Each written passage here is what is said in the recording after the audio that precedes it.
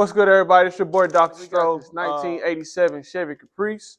And today we will be tackling the wiring harness. Seems like some people have a headache behind it, but maybe you guys can pick up some pointers from my video. So today we'll be putting in this BP Automotive wiring harness. I pretty much use this harness on every swap, and it's amazing. So I don't have any complaints or anything like that. So if you're looking for a good harness, please be sure to look up BP Automotive, and I'll be sure to put the link in the comments. So, nice quality harness, as I mentioned before.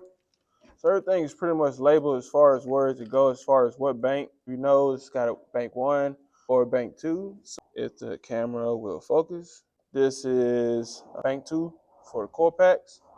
And as well, that would be bank 1 over on that side. So far, I pretty much got the harness just roughed in, being that you still want to get it nice and neat even before all of the accessories go in, and that's primarily speaking on the intake, injectors, and things like that. So bank 1 side.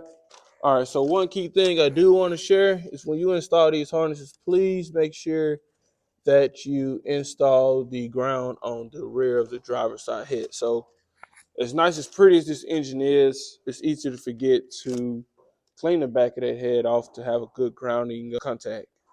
Please don't forget that piece. All right, so everything's kind of all over the place at this time. I mean, it's a project. I've already drilled my 2 1/8 hole in the floor pan, as you can see right here. And then BP supplies this nice grommet here to help keep the wires from being, nicked as they go through the hole, or even nicking this beautiful split loom. So everything is roughed in. We still have a long ways to go, so let's get to it. I'm trying to button it up and organize everything.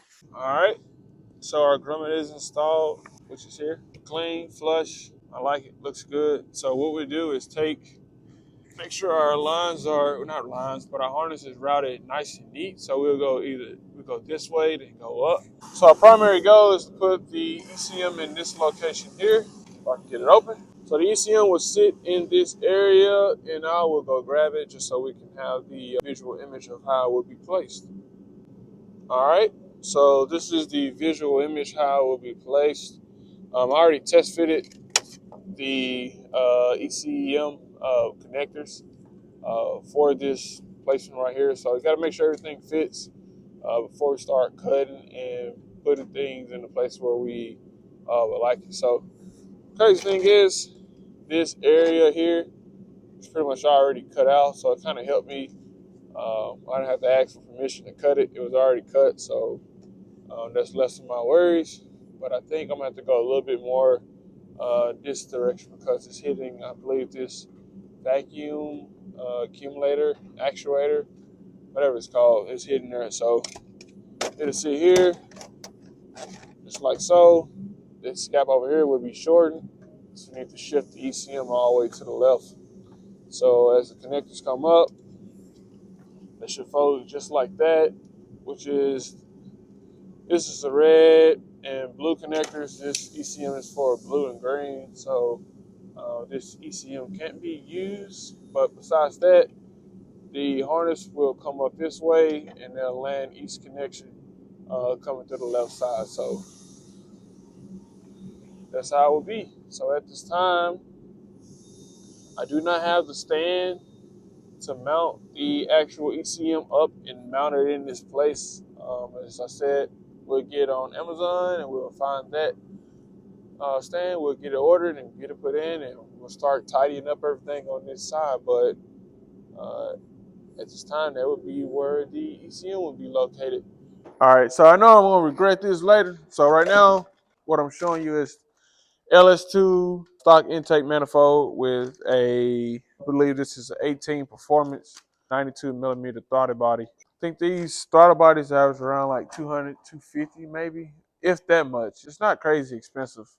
I know some guys pretty much like for it to be as close to stock as the drive-by cable throttle bodies as possible. So far, we used the drive-by-wire throttle body from these guys, and we haven't had any complications. So far, this would be the first one as far as drive-by cable that we'll be using on application. So I would definitely keep you guys in the loop as far as feedback, not just from me, but actually from just driving the car and the feedback from the tuner, because everything has to work together and it has to work right.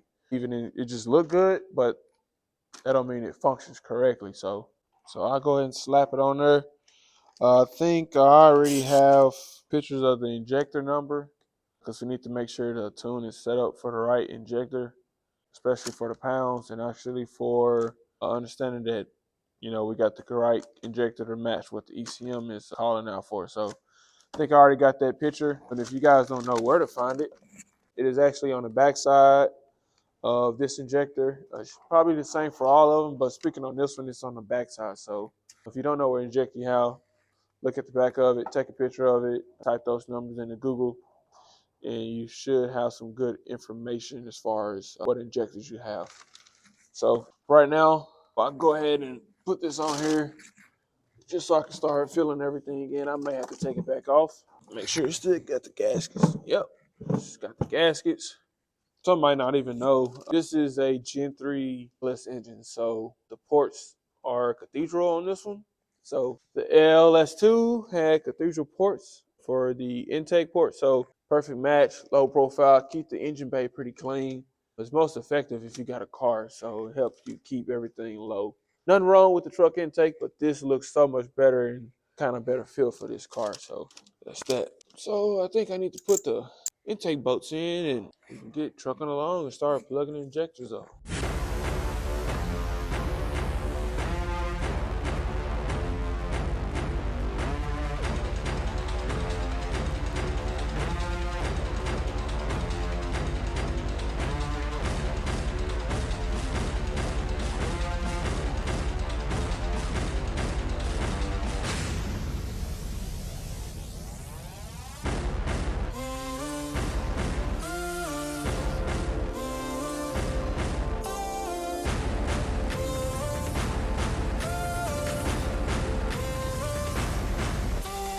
We got it snug. I'll come back and torque them down later. But other than that, consider it done. Go ahead and connect the injector. Make sure you hear them click too. They got these little self locks on them. Nobody wanna lose an injector, start misfiring and stuff. Man, it's crazy. It looks good already. So far, so good. I don't know why I pulled this back up, but this is for the crank and power to the harness. And this one here would be for the map sensor. We'll go here. So just lay that there for now. This one will go here for the mass airflow. So it'll go just like that. So go like that for now. Grab a zip tie. Yep, take it and go like this. Put a zip tie there. Keep it nice and tidy. Good to go. As always, cut them, grab them, throw them down. I'll come through and pick all that up later. But so far, that is it. I don't like to keep everything back here tight. I don't know why it keeps moving. So if y'all don't know, they probably gonna call me Zip Tie King by the end of this video. Yeah. So for now, that'll pretty much wrap up everything for the engine bay so far. So I'm gonna get a little bit in depth, a little closer view of everything. Those 3 or 4 wires just hanging over here on the driver's side as far as the throttle position, hot air control, and the alternator, and water temperature. For here, we know that is the map sensor, and then this plug here for the mass airflow. Usually by the end of installing this whole harness, I'd like to go back and cut off all of the white tags as far as the identification. So nobody want to cut off the tag too early and be like, man, I forgot where they went. So take your time, install it, make sure everything works properly. Then you can go back and really clean everything up how you would like it. So far, we can consider the engine bay like 75, 80% wired up.